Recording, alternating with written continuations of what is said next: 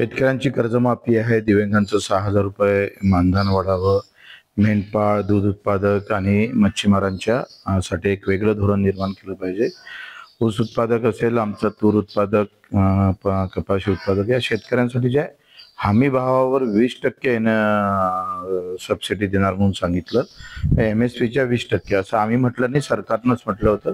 त्याची अजूनपर्यंत घोषणा नाही, त्याची मागणी पूर्ण केलेली नाही आहे. युवकांचे अतिशय बेकार हाल आहे. एकतर भत्ता द्यावा, नाही तर त्यांना रोजगाराची व्यवस्था करावी.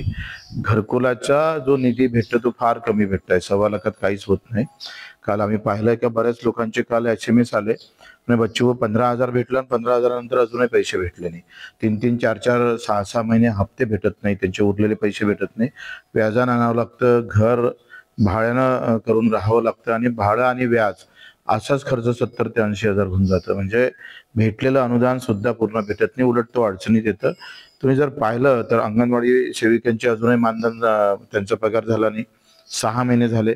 विधीचे पैसे